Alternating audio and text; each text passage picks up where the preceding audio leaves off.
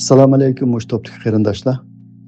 Tünügün men Mirkamil Qashqarliga va shuningga o'xshash qarashdagi yozmalarni yozayotgan qarindoshlarga qarata men ozroq gap qo'ygandim. Mening gaplarimda ba'zi qo'polliklar bo'lgan bo'lsa-mu, bugun mana bu so'zni shu qarashdagi kishilar yozgan o'xshaydi. Mening so'zim qarata.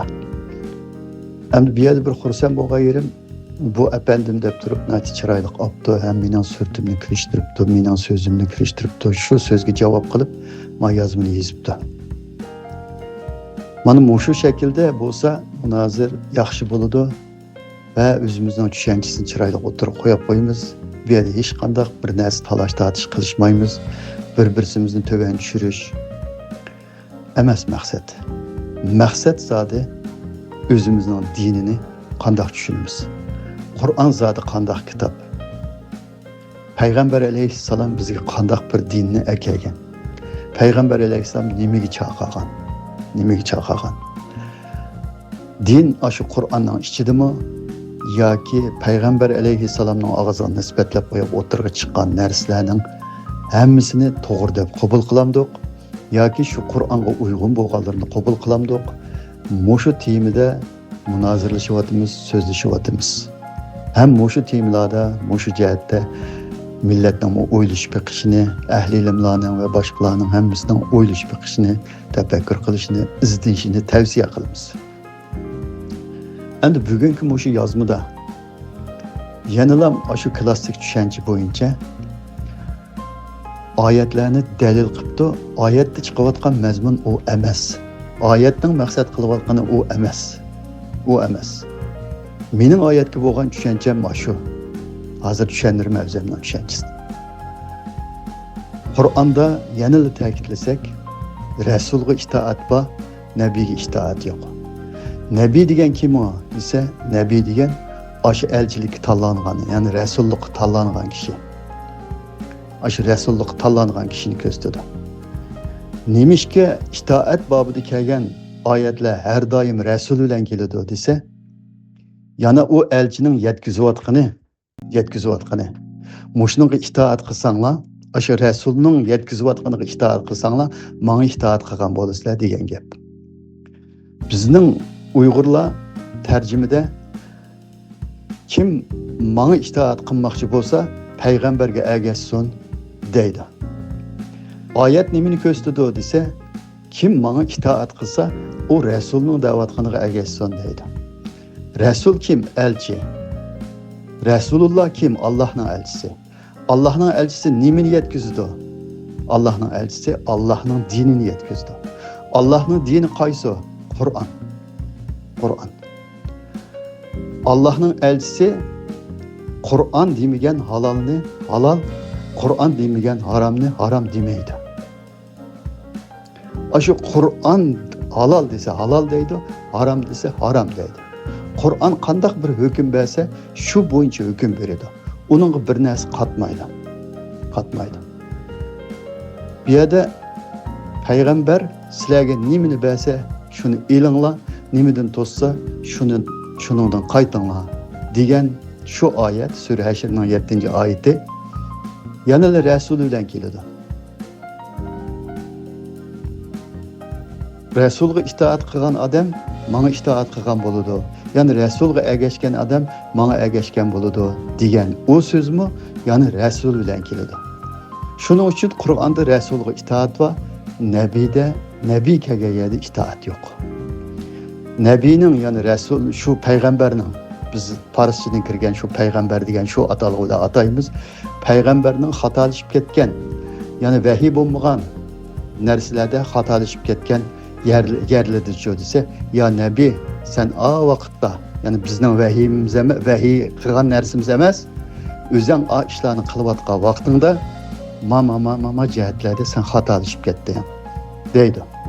Buni nurg'un qatim dedik.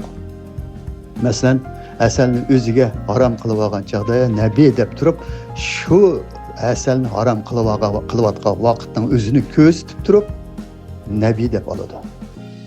Şu vaqtda, yani Resulullah, yani Allah'ın elçiliği tanlangan kişi, sen Allah halal qilgan hasalni nima uchun o'zingga harom qilib olsa deb yerda harom qilib olgan narsa vahiy bo'lmagandan keyin payg'ambar mustaqil o'zi qilib solgan bir ish bo'lgandan keyin savallik bo'lgandan keyin shu savallikni tuzilish uchun ashadi nabiy keladi.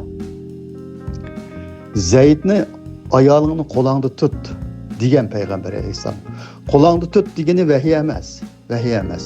Payg'ambar alayhisalom Allohning elchisi, ham cho'ng, ham uningga sahib chiqib boqqan, beqib cho'ng qilgan degandek billa cho'ng bo'lgan bo'lsa-mu, ashning sahib chiqqan, igi chiqqan bo'lganlik uchun cho'nglik sifati bilan, payg'ambarlik sifati bilan nasihat qilib, ayolingni qo'yib etma degan vaqtni ko'rsatib berish uchun ashadi yana nabiy keladi. Payg'ambar alayhisalom Zaydni qo'lingda tut degan chaqda Zayd qo'yib etdi. Demak Zayd ashadi payg'ambar alayhisalomga itoatsizlik qilgan bo'ldimi desa, yo'q, itoatsizlik qilgan bo'lmadi. Agar shu payg'ambar alayhisalomning ayolingni qo'lingda tut degan so'zi vahiy bo'lgan bo'lsa-chi desa, Zayd o'qitini qo'yib etmaydi. Payg'ambarlik sifati bilan, ya'ni Allohning vahiysi emas, normal cho'nglik sifati bilan, otalik sifati bilan chiroyli nasihat qilib, ajrashib ketma deb, xuddi hozirgi davrdagi insonlarga o'xshash nasihat qilganda Zayd uni qo'yib etdi. Qo'yib etgan shu vaqtni ko'rsatib turib, Alloh nima deydi asha desa, ya nabiy, sen u kishiga ayolingni qo'lingda tut deding, u qo'yib etdi. Biz iroda qilgan narsani sen qalbingda yushuding. U sening o'zingning bolasi emas, beqib olgan bolang. Agar u Zeynepni olmoqchi bo'lsang, oson bo'laverdi degan oyatni shu vaqtni ko'rsatib turib, nabiy deb turib, uningdan tushirdi bu oyat, nozil bo'ldi. Demak, payg'ambar alayhisalom ba'zi ishlarda sal savallik o'tab qolgan bo'lsa, ba'zi burun vahiy bo'lmagan ishlarni ko'rsatadigan vaqtlarda jo'disi nabiy bilan keladi. Rasul oyati jo'disi har doim shu vahiyni yetkazayotgan vaqtda Rasulga itoat qilinglar deb keladi. Rasul bilan nabiyni farqlandirmagan chog'da jo'disi oyatga xato tushuncha berib qo'ydi. Endi hozir shu qarindoshlarning da'vat qildik. Kim payg'ambarga itoat qilsa, menga itoat qilgan bo'ladi desa, payg'ambarning og'ziga nisbatlab o'ttirga chiqarib qo'ygan nurg'un narsa bor. Shialarning bir to'qay bor, sunniylarning bir to'qay bor.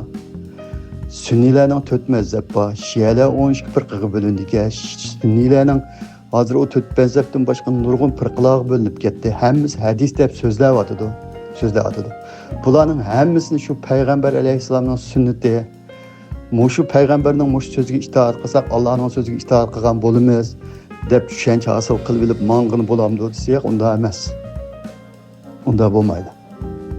O Allohning rasuli Qur'onga zid hukm bermaydi. Qur'onga zid halol harom demaydi. Qur'on iymonga shart qilmagan narsani iymonga shart qilmaydi. Qur'on o'limga hukm qilmagan narsani o'limga hukm qilmaydi. Mening oyat tushuncham mana shundoq qarindoshlarning payg'ambar alayhisalomni sen pochtikash qilib oldingmi deb yozibdi yozmada. Payg'ambar pochtikash emas, Allohning elchisi. Postichi boshqa, pochtikash deganimiz boshqa. Birisining omonatini birisiga olib berguvchi. Elchi desa elchi boshqa. Postikash deganimiz olib yo ishkining oldiga qo'yib qo'yg'uchi, hozirgi davrdagidek o'xshash yoki uning qo'liga topshirib o'tib ketguvchi. Elchi desa elchi uning degan so'zlarini shu piti yetkazib, ham o'zining hayotida uni tatbiqlab, boshqalarga ko'rsatib qo'yg'uchi. Payg'ambar alayhisalom rost shu qarindoshlar deganda postikash emas, elchi. Lekin u elchi desa, o'zi elchilik qilayotgan, shu elchi bo'lib kelgan so'zga xilof ish qilmaydi. Hayotini o'zi uningga tatbiqlaydi. Uningga xilof ish qilmaydi. Uningga zid hukm bermaydi.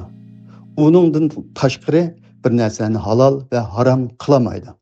Shuning uchun Alloh Qur'onda kimga u mening nomimdan bir narsani halol va harom qila oladigan degan oyat bor.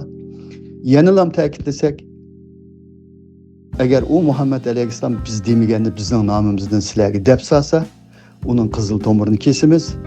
Aranglardan hech kim uni bizning qo'limizdan qutuldirib qololmaydi degan oyat bor. Demak, payg'ambar alayhissalomning Qur'onga zid bir hukmlarni berishi, Qur'onga zid ba'zi narsalarni iymonga shart qilib olishi mumkin emas. Demak, biz payg'ambarga ergashsang, Allohga kim menga ergashman desa, o payg'ambarga ergashsin deblam shu pidil tarjima qilib qo'ysak, dunyodagi payg'ambarning og'ziga nisbatlab qo'ygan nurg'un narsalar bilan ma Allohning nomidan insonlarni aldaydiganlar aldab ketaverdi. Shuning uchun bu narsaga nima bilan farqlantiramiz uni desa, shu Qur'onning markaziy ideyasiga to'g'ri kelayotgan bir narsalar bo'lsa, hammani payg'ambar alayhisalom qilibdiki, Qur'onning hukmiga uyg'un bir hukmlar o'tirliqda bo'lsa, hamma hukm, ya'ni islomga uyg'un hukmkan deymiz. Lekin Qur'onga uyg'un bo'lmagan hukmlar o'tirliqda to'suvchi desa, u hukmlar bo'lgan bilan kim ijro qilyapti uni? Bu dunyoda qanday bir davlat ijro qilyapti? Kim namoz o'qimagan odamni o'ltiribdi? Kim murtadni o'ltiribdi? Kim zinoxo'rni chamig'iza qilibdi? Kim qilibdi degan bilan, lekin Qur'onda bo'lmagan bilan mayad ba bu olimlar shu Qur'ondan olgan desangiz, Qur'on bilan hozirgi taraqqiyotda, hozirgi aqliy tafakkurning ishishi bilan insonlarning akilib selishtirsangiz, hech qanday Qur'on bilan bog'lashmaydigan hukmni Qur'onda bor. Lekin Qur'ondan olgan bilan uni hech kim ijro qilmaydi deb o'tirib qo'yib olsangiz bo'lmaydi. Bu Allohning dini o'ynashadigan narsa emas. Mayli siz uni ijro qiling, mayli ijro qilmang. Qur'onda bormi shu narsa? Desa yo'q. Vaqti kelganda boshqalar Allohga otib qo'yib, Qur'onda bor deb turib ijro qilamdi, qiladi. Hozirmi bir odamlarni murtadga chiqarib ba'zilar o'ltiryapti desa, o'ltiryapti. Oyatlarni burmulab o'zining maqsadiga yetyapti desa, yetyapti. Lekin Qur'on bilan o'rni yo'q, Qur'on bilan bog'lashmaydigan bir hukmlar hozir bo'lib qolsa, uning ijro qilinmayotganiga qarab, sen kechgacha buni so'zlaydigansa, kim ijro qilibdi uni desangiz, u gap bilan bu Qur'onda bor bir narsa bo'lib qolmaydi. Mayli ijro qiling, mayli ijro qilmang, Qur'on bilan aloqasi yo'q narsa islom bo'lib insoniyatga tengilib qolsa bo'lmaydi. Uni ijro qilmaganlik uchun hech qanday dunyoda hech qanday bir davlat musulmonman deyotgan davlatlarni ijro qilmaganlik uchun u hech nima bo'lmaydigan bir narsa bo'lib qolmaydi. U islom bo'lib qolmaydi. U islom emas. Shu hukmlarni akilib Qur'onga bog'lasangiz, Qur'on bilan hech qanday aloqasi yo'q. Payg'ambar alayhissalomning og'zidan mushundaq hukmni berish chiqamdi deb chiqidi deb bir yerlardan olim ana degan, maman degan deb o'tirib qo'ysangiz, payg'ambar alayhissalom tuhmat qilgan bo'lasiz. Aysoning tushadiganligini payg'ambar alayhissalom degan, Mahdiydan chiqadiganligini degan desangiz cho'tsa, payg'ambar alayhissalom Qur'on Ayso tushdi demasa, Mahdiy chiqdi demasa, u payg'ambarning deyishi mumkin emas. Siz dunyodagi hadis degan narsani, uning ravisi qarab turib, boshqalarning rivoyat qilishi qarab turib, sanatiga, yana bijimisiga qarab turib, uning sahihligini arayman desangiz, uning sahihligini insonlar ashundaq siz ishongida qilib tuzib chiqa olamsiz, tuzib chiqa oladi. Agar uni siz ayraydigan narsangiz nima desa, u tuzib insonning qo'ldan keladigan narsa bilan uning sahihligini ayirmaysiz. İnsan ve cin birleşip turib uning o'qishini keltirolmaydigan, qiyomatgacha hech kim o'zgartirmaydigan shu Qur'onning markaziy ideyasiga sog'a vaqtda hukm o'g'risi bo'lmaysiz. Haqiqiy hukmni o'z o'rnida ishlatgan bo'lasiz.